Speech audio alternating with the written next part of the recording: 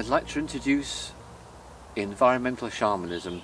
I've coined this expression because I don't know how else to describe it, and shamans become aware very early on in their training that they're living in a society and a environment which contains a lot of toxicity. Let's just put it bluntly as that. And if you want to be a successful shamanic practitioner, if you want to have good psychic awareness, if you want your awakening process to be easy, what you need to do is to take a really long, hard look at all your inputs and outputs, as they would say in permaculture, the things you put into your body. There's obvious things like food, but then there's less obvious things like mobile phone signals. All the things which enter your system, have a good look at them and have some kind of an evaluation of them, and then start to make some choices. And I would strongly suggest that the outcome of that process is you'd actually choose to not allow many things into your system anymore.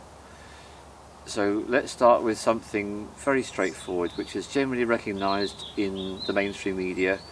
It's generally recognised that mobile phone signal not particularly good for us. What is less recognised, perhaps, but I've still seen newspaper articles, Wi-Fi. Wi-Fi, mobile phone signals. I'm going to add a third one to this picture. I'm going to include microwave ovens, and I'm going to add a fourth one, which is the cordless landline. So here they are again. The mobile phone, the Wi-Fi, the cordless landline and the microwave oven all produce really toxic radiation which is damaging for your body. So this is the choice that the shaman's got. Either you organise your life in such a way that you don't have any of these in your life at all. Bit of an intake of breath there, isn't it? Yeah, because that would affect so many of us. Are you watching this film on Wi-Fi? I don't know. There's an alternative. If, like me, you choose to use a mobile phone and some of these other devices, it's really important that you avail yourself of some technology to protect you.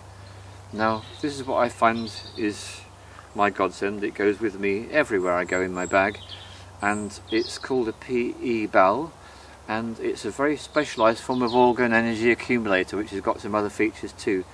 So this pyramid is available from a company called Life Energy Designs. You can look them up on the internet. It's a New Zealand based company, and this cost me just a little bit over £70. And what it's got is it's got the technology which gives me an 18 metres radius of protection against all the electromagnetic toxic devices I've just been referring to. So the only way I can give you an understanding about how I experience this device is in a negative sense, because since I've been using this device I don't think, oh, this is really wonderful, I've got this pyramid with me. I am mostly unaware of its existence. The only time I become aware of it is when, very rarely, it's gone up onto my shrine and I've not bothered to put it in my bag when I go out. I'm off out somewhere and I get a mobile phone call and I'm listening to the person speaking on the phone, and after about a minute I'm starting to feel dreadfully uncomfortable. Why am I feeling uncomfortable? Because my pyramid energy bounce is there, no problem. Rustle around in my bag, oh, it's not there, oh shit, okay, right. Yeah, I'm just going to have to terminate this call now, thanks very much, cheers.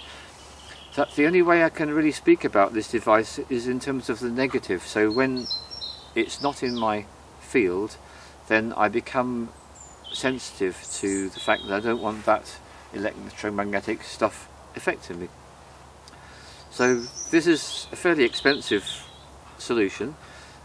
There's an even more expensive solution made by the same company, and it's a pendant which you wear around your neck, gives you a similar level of protection, costs even more, £120.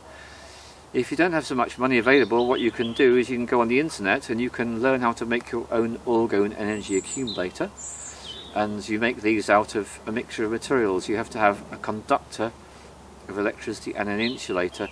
Very simple ones consist of literally steel wool and sheep's wool, steel wool and sheep's wool in layers. That would give you a device which you could use to protect yourself from these energies.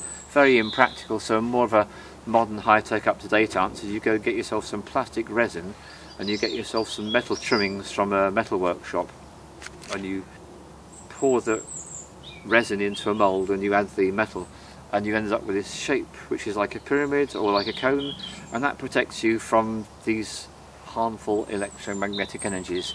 So In the real world, you get yourself some protection and you can use these devices. That's what I would say on that one. Get yourself some protection, and that's environmental shamanism in action.